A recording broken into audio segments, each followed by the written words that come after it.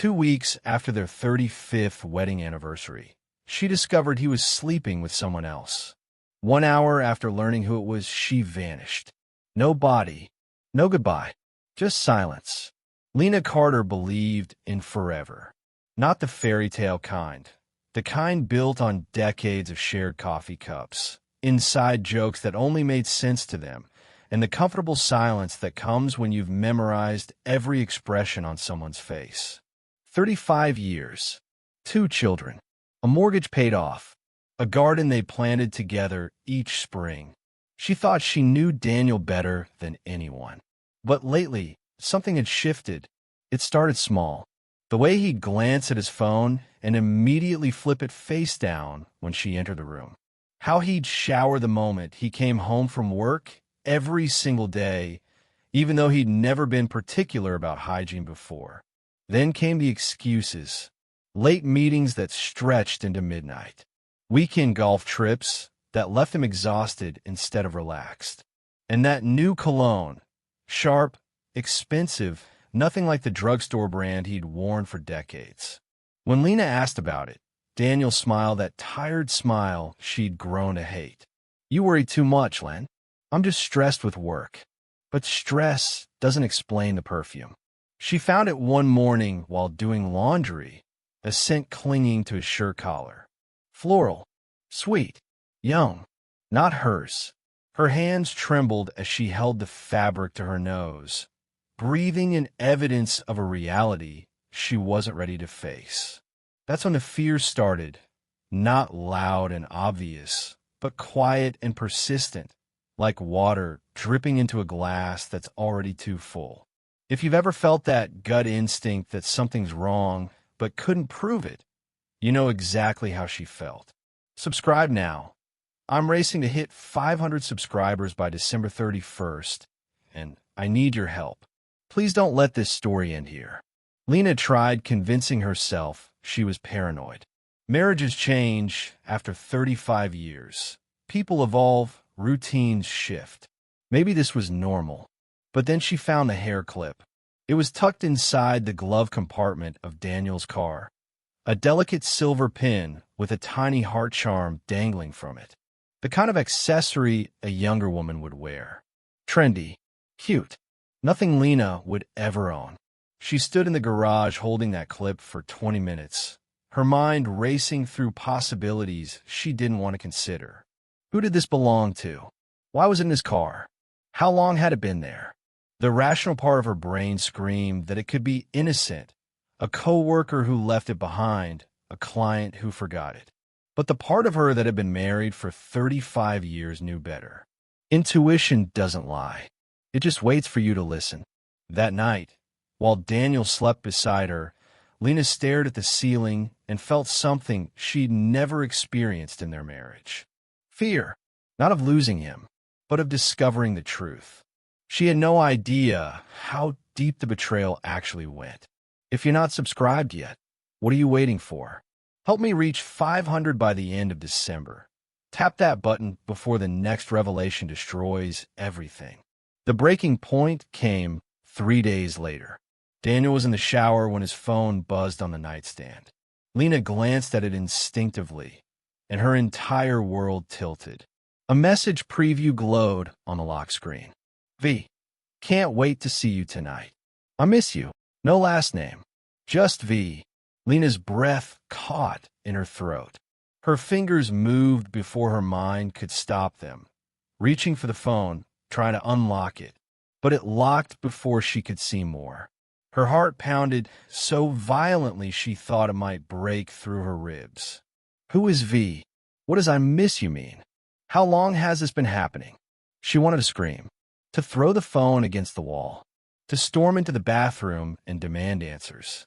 But instead, she sat frozen on the edge of the bed, clutching that silver hair clip in her fist until it cut into her palm. Because somewhere deep inside, a terrifying thought was forming. What if she already knew who V was? What if the answer was someone she'd trusted her entire life? Lena didn't confront him that night. She couldn't. The words wouldn't form. The accusations felt too monstrous to speak aloud. Instead, She waited. She watched. She followed him. On Thursday evening, Daniel said he had a late meeting, kissed her forehead, promised he'd be home by 10. Lena waited 15 minutes, then got in her car and followed his route across town, past the office, past the grocery store, straight into a quiet residential neighborhood she knew all too well. Her sister Valerie lived there. At first, Lena felt relief wash over her.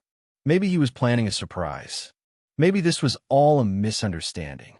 Maybe, but then she saw it. Daniel's car parked in Valerie's driveway, the front door opening before he even reached it. Valerie stepping outside in a silk robe Lena had never seen before. And then the kiss. Not a greeting, not a peck on the cheek. A kiss full of familiarity, full of practice, full of knowing exactly how the other person tastes. Lena's vision blurred. Her chest tightened. Her hands gripped the steering wheel until her knuckles turned white. Her husband, her sister, together. But what Lena saw next made her realize this wasn't just an affair. Through the living room window, she watched them sit at Valerie's kitchen table. Not touching, not kissing, working, spreading documents across the surface, pointing at papers, signing things. This wasn't passion. This was planning. And when Valerie held up a folder with Lena's name printed across the front, Lena's blood turned to ice. Because suddenly, everything made sense. The perfume, the hair clip, the late nights, the message from V. They weren't just betraying her heart. They were erasing her existence. What Lena found inside that folder would destroy everything she thought she knew about her marriage, her sister, and her own survival. Subscribe now if you want to see how far betrayal can go. You won't believe what happens next. Lena drove home in a fog. Her mind replayed every moment of the last 5 years, every family dinner where Valerie smiled across the table, every holiday where Daniel and Valerie exchanged glances Lena thought were innocent. How long had this been happening? How blind had she been? She pulled into her driveway and sat in the dark for 30 minutes, trying to decide what to do next. Confront them? Hire a lawyer? Pack her bags and disappear? But then her phone buzzed. A text from Valerie. "Hey sis, can you come by tomorrow? There's something I need to talk to you about." Lena stared at the message, her pulse roaring in her ears. Tomorrow. They want to see her tomorrow. And suddenly, Lena understood. They didn't know she knew, which meant tomorrow wasn't a conversation. It was a trap. 1 hour after walking into that house, Lena Carter disappeared. No screams, no struggle, no trace. Just a folder full of documents that told a story darker than anyone imagined. What was inside that folder? What did Daniel and Valerie plan to do? And where is Lena now? Stick with me now, because the next chapter reveals the documents that turned an affair into something far more sinister. If you're still not subscribed, drop a comment and tell me why, but don't miss what happens next. I'm so close to 500. Let's finish this together. She walked into that house looking for answers. What she found was a plan to make her disappear permanently. And the evidence? Hidden in plain sight for 5 years. Lena didn't sleep that night. How could she? Every time she closed her eyes, she saw them. Daniel's hand on Valerie's waist, their lips meeting like they'd done it 1,000 times before, those documents spread across the kitchen table with her name printed on the folder. By 6 a.m., she'd made a decision.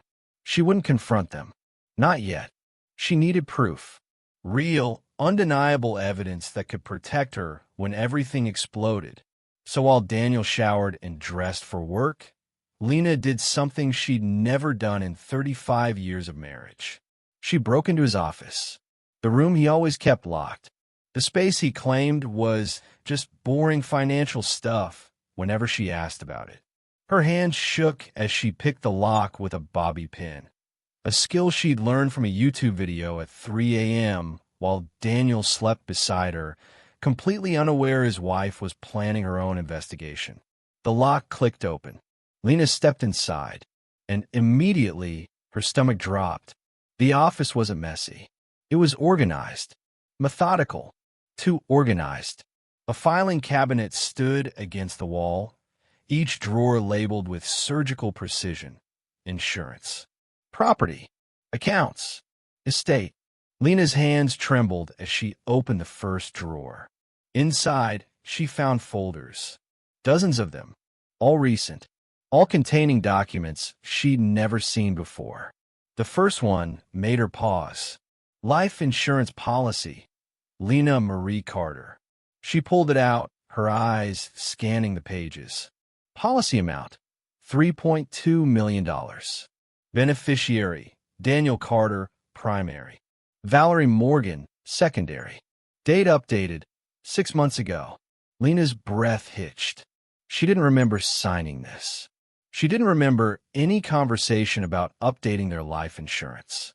And why was Valerie listed as secondary beneficiary instead of their children? Her fingers moved faster now, pulling folder after folder.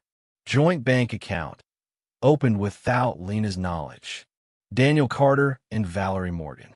Joint ownership, access to funds transferred quietly over the past 3 years. Property deed transfer, their family home, the house Lena had lived in for 30 years, slowly being refinanced and restructured with Valerie's name appearing on recent documents. Trust fund modifications, their children's inheritance rerouted, adjusted, controlled by Daniel and Valerie as co-trustees. Every page was another cut, every document another betrayal. This wasn't an affair. This was systematic erasure. Lena wasn't just being cheated on. She was being written out of her own life. Subscribe now, because what she finds next will prove this wasn't just greed. It was something far more sinister. Help me hit 500 by December 31st. Don't miss this. Lena sat on the floor of Daniel's office, surrounded by evidence of a betrayal that stretched back 5 years. 5 years. How'd she miss this? She thought back to every moment, every sign she dismissed. The time Valerie suddenly had money to buy a new car, claiming she'd gotten a raise. The family dinners where Daniel and Valerie always sat together, always whispered privately, always shared looks Lena thought were sibling affection. The weekend trip Daniel took with college friends 3 years ago, the same weekend Valerie canceled their sister spa day at the last minute. It was never hidden. Lena just hadn't been looking. But now, staring at a drawer full of forged signatures, altered documents, and financial manipulation, she understood. Daniel and Valerie hadn't just fallen into an affair. They'd planned this. Together. Carefully. And the most chilling part? They were still planning. Lena pulled out the final folder. It was thicker than the others, newer, with a handwritten label that made her blood freeze. Final steps, December 2025. She opened it. Inside were printouts, research, notes scribbled in Daniel's handwriting. The first page was a Google search result. How long does it take to declare someone legally dead without a body? Lena's vision blurred. The second page, accidental death versus disappearance, insurance payout differences. The third page, remote hiking trails with no surveillance cameras. Her hands shook so violently she almost dropped the folder. This wasn't financial fraud. This was preparation for murder. And the timeline? December 2025. This month, right now, Lena had stumbled onto a murder plan, and she was the target.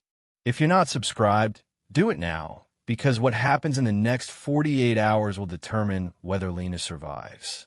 Help me reach 500 before the year ends. Tap that button. Lena's phone buzzed. A text for Valerie. Still coming over today? I really need to talk to you. It's important. Lena stared at the message, her mind racing. They wanted her to come over. Today. To Valerie's house. The same house where she'd seen them kiss. The same place where they'd spread those documents across the table. This was the trap. She was sure of it now. But what were her options? Run? With what money? Daniel controlled their accounts. Go to the police? With what evidence? Everything she'd found was in his locked office. Evidence she'd obtained illegally. Confront them? And risk accelerating whatever plan they had? Lena's mind spun in circles until one thought cut through the chaos. What if she played along? What if she walked into that trap, but recorded everything? Lena spent the next 3 hours preparing. She tucked a small voice recorder into her jacket pocket, an old device she'd bought years ago for work meetings. She screenshotted every document on her phone. She emailed copies to a private account Daniel didn't know existed. And then she wrote a letter. Not to Daniel, not to Valerie, to her daughter, Emma. If you're reading this, something has happened to me. Your father and your aunt are not who you think they are. I've discovered documents, insurance policies, financial transfers, research about making someone disappear. I don't know what they're planning, but I know I'm in danger. Everything you need is in a folder hidden inside Mom's old house, the one we inherited from Grandma. Check the attic behind the green trunk. I love you. I'm sorry I didn't see this sooner. Please don't let them get away with this.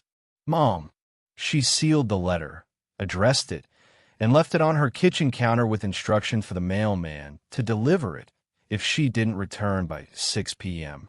Then Lena grabbed her keys and drove straight to Valerie's house.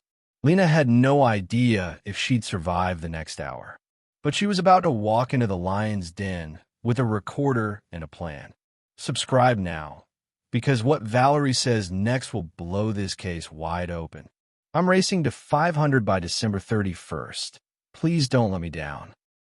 Valerie opened the door with a smile. Not guilty, not nervous, just normal. Hey, Len, come in. I made tea. Lena forced herself to smile back, every muscle in her body screaming to run. Thanks, Val. What did you want to talk about? Valerie gestured to the living room, the same room where Lena had watched them kiss through the window. Sit down. This might take a while. Lena sat, her hand brushing the recorder in her pocket, making sure it was running.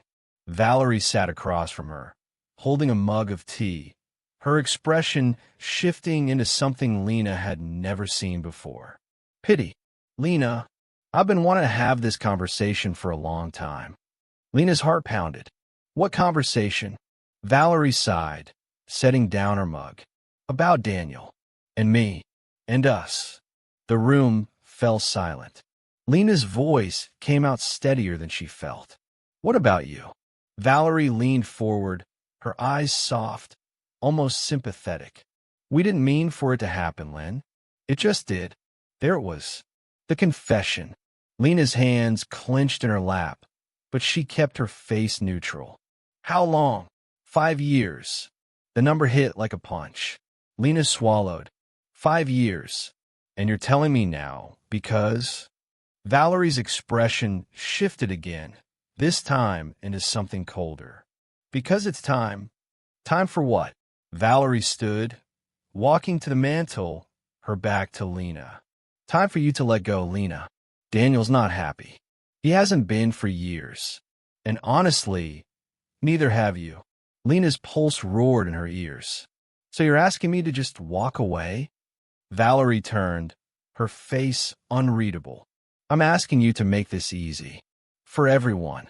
Lena's blood turned to ice. Because those words, make this easy, weren't a request. They were a warning. Before Lena could respond, the front door opened. Daniel walked in. Not surprised. Not apologetic. Expected. He looked at Valerie, then at Lena, and nodded once. You told her? Valerie nodded back. I told her. Lena stood, her legs shaking. Told me what? That you've been sleeping with my husband for 5 years? I already figured that out, Valerie. Daniel stepped closer, his voice calm. Too calm. It's not just about the affair, Lena. Then what is it about? Valerie crossed her arms, her expression hardening. It's about the house, the accounts, the inheritance, the life insurance. Lena's breath caught. You want me to sign everything over? Daniel tilted his head. We need you to sign everything over. And if I don't, silence. Heavy, suffocating. Then Valerie smiled, a smile that didn't reach her eyes. Then we'll have to do this the hard way. Lena was trapped. No escape. No backup. Just two people who'd spent 5 years planning her erasure. Subscribe now, because what happens in the next 5 minutes will determine if Lena walks out alive. Help me hit 500 by December 31st. This is life or death. Literally. Lena's mind raced. The recorder was still running. She had evidence. She just needed to survive long enough to use it. I need time to think, Lena said, her voice steady despite the terror clawing at her throat. Daniel shook his head. No more time, Lena. We've been patient. But this ends today. Valerie pulled something from her pocket. A syringe. Lena's vision tunneled. What is that? Valerie's voice was eerily gentle. Just something to help you relax. You've been so stressed lately, Lynn. Everyone will understand. Lena backed toward the door. You're insane. Both of you. Daniel moved to block her path. We're practical. There's a difference. Lena's hand found the doorknob. But before she could turn it, Valerie lunged. The syringe came within inches of Lena's neck.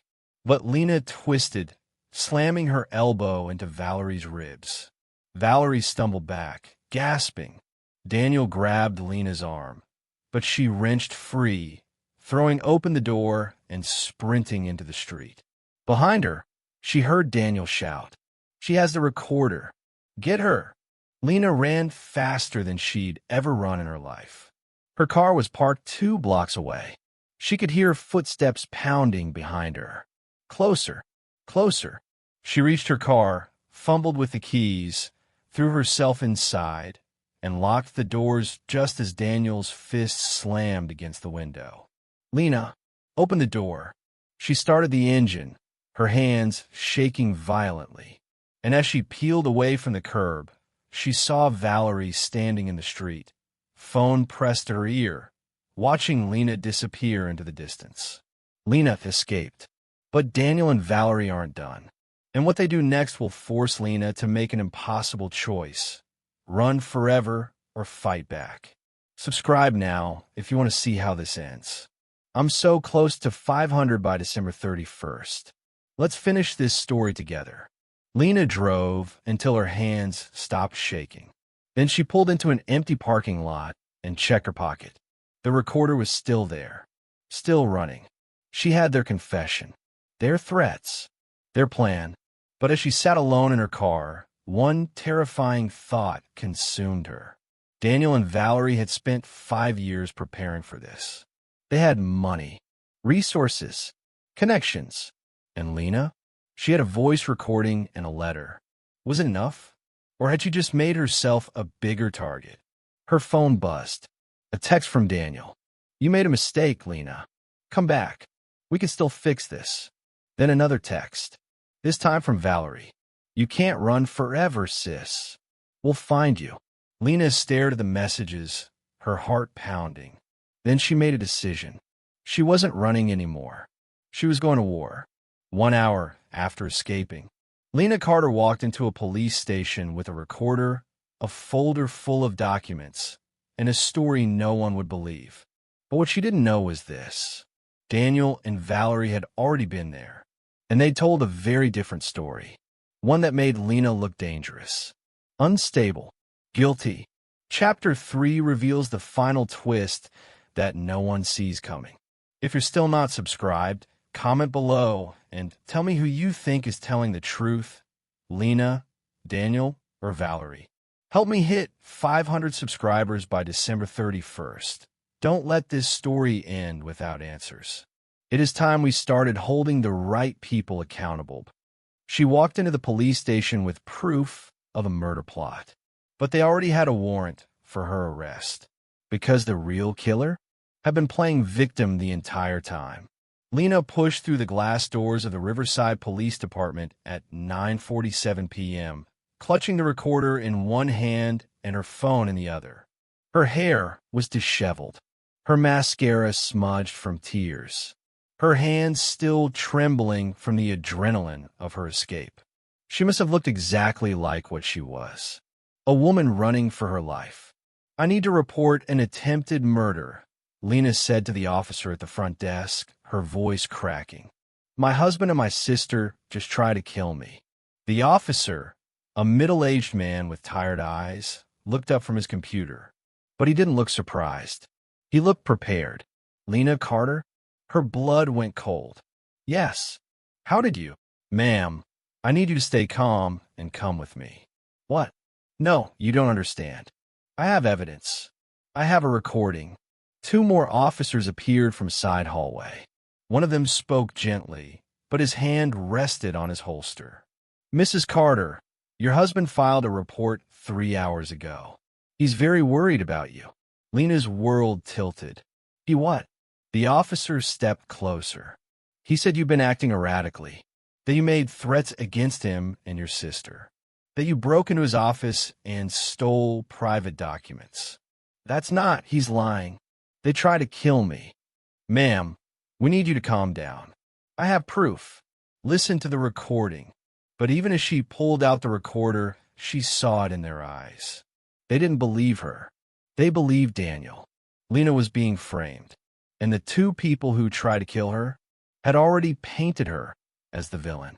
Subscribe now, because what the police found in Lena's car will make you question everything. Help me hit 500 by December 31st. This story is about to explode. They didn't arrest Lena immediately. Instead, they escorted her to an interrogation room, cold, fluorescent, suffocating. Detective Marcus Hayes sat across from her, his expression neutral, but his eyes sharp.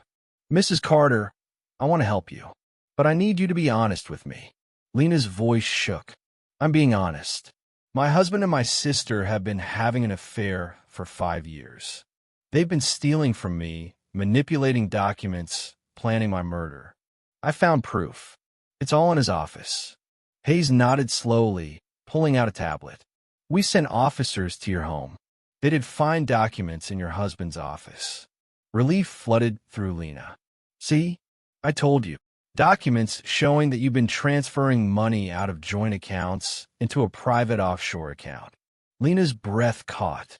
"What?" Hayes slid the tablet toward her. On the screen, bank transfers. Dates. Amounts. All under her name. All completely fabricated. "That's not real," Lena whispered. "I never made those transfers. Your digital signature is on every transaction. They forged it. Don't you see?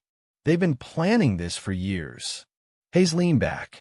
"We also found something in your car, Mrs. Carter." Lena's stomach dropped. "What?" He pulled out an evidence bag. Inside, a syringe. Half empty. The same one Valerie had tried to use on her. "This was under your passenger seat. Forensics is running tests now, but preliminary results show it contains a sedative strong enough to incapacitate someone." Lena's vision blurred. "That's not mine. Valerie had that. She tried to inject me with it."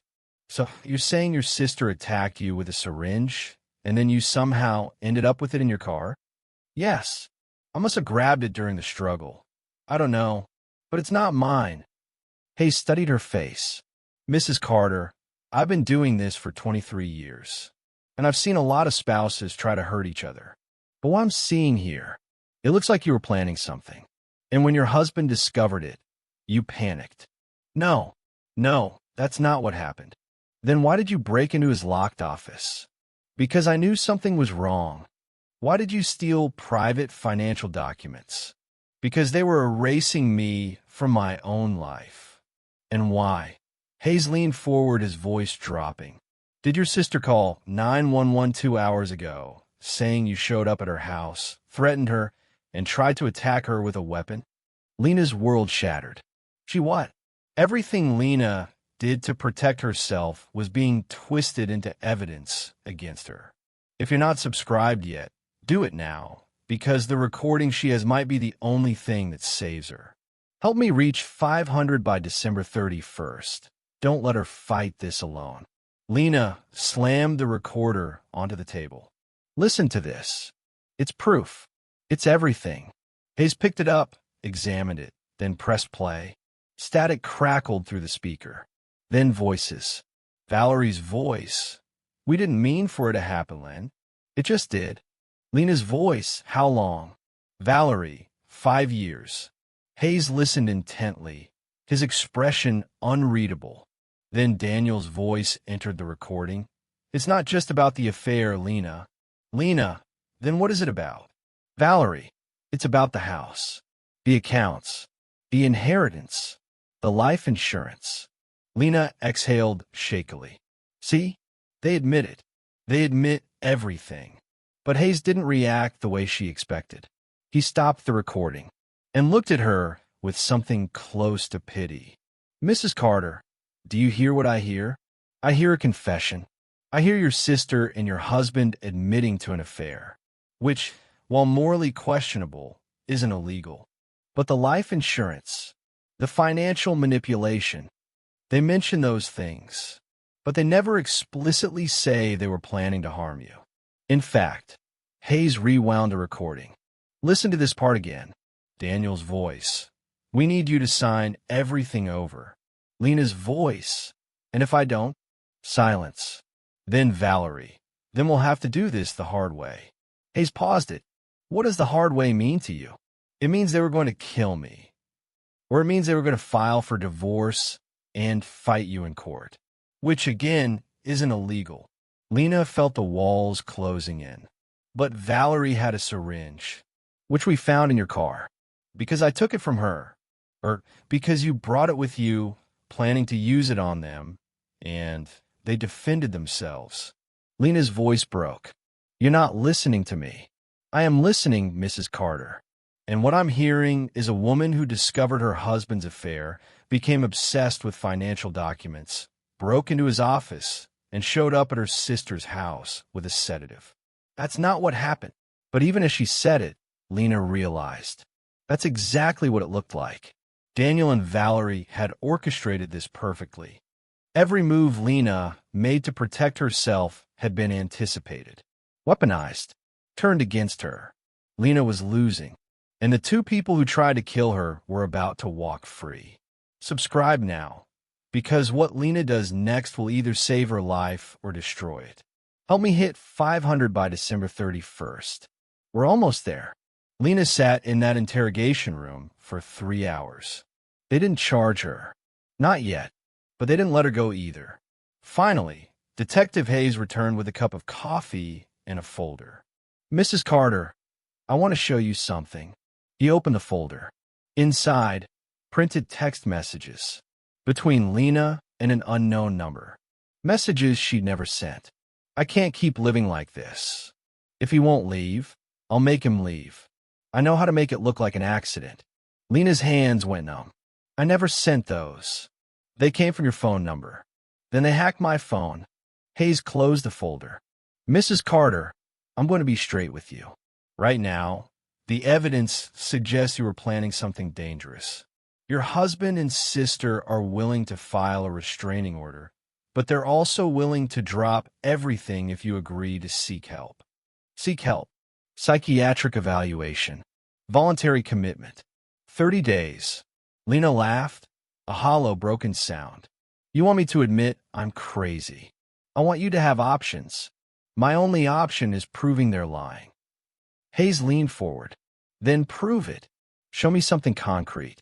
Something that can't be explained away. Lena's mind raced. The documents in Daniel's office. He'd already spun those as her theft. The recording, twisted into a bitter confrontation. The syringe, found in her car. Everything she had could be used against her. Except one thing. The letter, Lena whispered. Hayes frowned. What letter? I wrote a letter to my daughter. Before I went to Valerie's house. I left it on my kitchen counter with instructions to mail it if I didn't come back.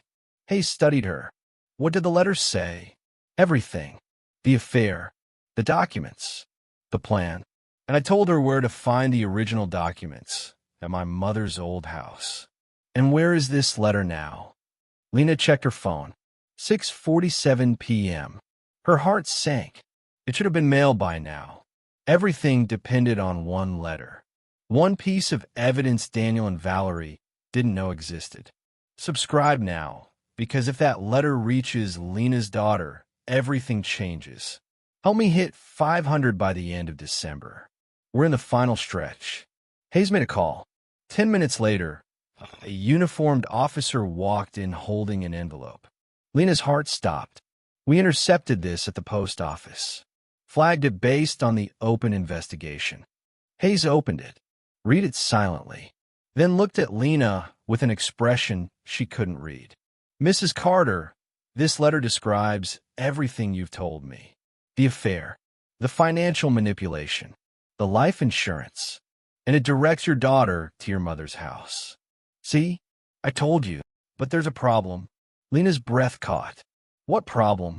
Hayes pulled out his phone, showing her a photo. We sent officers to your mother's house an hour ago. To the attic, behind the green trunk. Exactly where you said the documents would be. And there's nothing there, Mrs. Carter. The attic was empty. Lena's world collapsed. That's impossible. I put them there myself. This morning, before I went to Valerie's.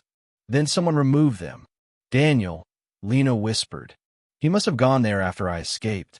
Or Hayes closed a folder. There were never any documents to begin with. No, they were there. I saw them. I photographed them. Then show me the photographs. Lena grabbed her phone, her hands shaking violently. She opened her photos, scrolled to this morning, and froze. The photos were gone. Every single one. Deleted remotely. He erased them. Lena breathed. He has access to my cloud. He erased everything. Hayes stood. Mrs. Carter, I think you need a rest. We're going to. Wait. Lena's mind was racing. There was one thing Daniel couldn't erase. One piece of evidence he didn't know about. The email, she whispered. What email? I sent copies of the documents to a private email account. One Daniel doesn't know exists. Check it, please. Hayes hesitated, then nodded. Lena logged into the account on Hayes's computer, opened her sent folder, and there it was. Subject, evidence, if something happens to me. Sent, this morning, 8:23 a.m. Attachments, 47 files. Lena clicked it open. Hayes leaned in, and together, they stared at the screen. The email opened, but the attachments didn't show financial documents. They showed something else entirely. Medical records, psychiatric evaluations, prescription histories, all in Lena's name, all dated over the past 6 months. Diagnoses, paranoid delusions, severe anxiety, early onset dementia, medications, antipsychotics, mood stabilizers. Doctor's notes. Patient continues to exhibit signs of detachment from reality. Believes family members are conspiring against her. Recommend continued observation. Lena's vision blurred. That's not real. I never saw a psychiatrist. I'm not on medication. Hayes scrolled through the files. Every document looked legitimate. Official letterhead. Doctor's signatures. Pharmacy records. Mrs. Carter, these records show you've been in treatment for months. I haven't. Someone fabricated these. But even as she said it, Lena realized. This was the final play. Daniel and Valerie hadn't just framed her as dangerous. They'd framed her as mentally ill, unreliable, delusional, and every piece of evidence she'd tried to gather had been systematically erased or manipulated to support their narrative. Lena had been outmaneuvered at every turn. But there was one person who could still prove the truth. Subscribe now, because what happens next will determine whether justice survives. Help me hit 500 subscribers by December 31st. This is the final battle. Hayes left the room to make a call. Lena sat alone, staring at the fabricated psychiatric records, feeling everything slip away. Then the door opened. A young woman walked in. Emma, Lena's daughter. Mom. Lena's composure shattered. Emma. Oh God, Emma. Emma rushed to her, wrapping her arms around her mother. "What's happening?" "Dad called me. He said you had a breakdown, that you attacked Aunt Valerie." "That's not true." "Emma, listen to me. He showed me medical records. He said you've been sick for months, that you've been hiding it." "He's lying." "Emma, your father and Valerie have been having an affair. They're trying to steal everything. They tried to kill me." Emma's face crumpled. "Mom, please. You're scaring me. I know how this sounds, but you have to believe me. Dad said you'd say things like this. He said the delusions would sound real to you." Lena grabbed her daughter's hands. "Emma, look at me. Really look at me. Do I seem delusional? Or do I seem terrified?" Emma's eyes filled with tears. "I don't know anymore." "Then I need you to do something for me. Go to Grandma's house. Check the attic, behind the green trunk. If there's nothing there, I'm wrong. But if there's even a trace of documents, a corner of a page, anything, then you'll know I'm telling the truth." Emma hesitated, then nodded. "Okay, I'll go." 2 hours later, Emma returned to the police station. Her face was pale. In her hands, a single torn piece of paper. She handed it to Detective Hayes. "I found this wedged between the floorboards in the attic. Like someone tried to take everything but missed this." Hayes examined it. It was a corner of a document, barely legible, but enough. Life insurance policy, beneficiary, Daniel Carr, and in the margin, handwritten in pen, "V. Make sure L signs before December 20th. Hayes looked at Emma. "Is that your father's handwriting?" Emma's voice broke. "Yes." Hayes turned to Lena. For the first time, belief flickered in his eyes. "Mrs. Carter, I think we need to bring your husband and sister in for questioning." One piece of paper changed everything. But Daniel and Valerie had one final card to play. Subscribe now, because the courtroom showdown will leave you speechless. Help me hit 500 by December 31st. We're almost at the finish line. They arrested Daniel and Valerie at 11:42 p.m. Both of them maintained their innocence. "Daniel, this is insane. My wife is sick. She needs help, not legal proceedings." "Valerie, Lena's always been jealous of me. This is just her revenge fantasy." But the evidence, what little remained, was enough for a deeper investigation. Forensic accountants found the offshore accounts. Digital analysts recovered deleted files from Lena's cloud. And most damning, security footage from a pharmacy showing Daniel picking up prescriptions in Lena's name for medications she never took. The psychiatric records? Fabricated by a doctor Daniel had paid off. The text messages? Sent from a clone SIM card. The syringe in Lena's car? Planted during the struggle, then discovered by Valerie's coached 911 call. Every detail had been orchestrated, except for one torn piece of paper Emma found in the attic. The piece they didn't know existed. 3 months later, Daniel and Valerie stood trial. The prosecution presented a case so methodical, so calculated, that even the defense struggled to counter it. Conspiracy to commit murder. Fraud. Identity theft. Attempted kidnapping. The jury deliberated for 6 hours. Guilty on all counts. Daniel received 25 years. Valerie received 20. And Lena? She stood in the courtroom, watching the two people she'd loved most be led away in handcuffs. She should have felt victorious. But instead, she felt hollow. Because 35 years of marriage, a lifetime of sisterhood, and every memory she'd cherished had been built on lies. 6 months after the trial, Lena sat in her mother's old house, the same house where Emma had found the evidence that saved her life. She'd sold a family home, changed her name, started over.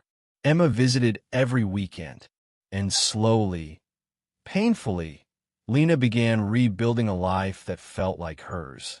But some nights, when the house was quiet and the memories crept in, she thought about that moment in Valerie's living room. The moment her sister held up that syringe.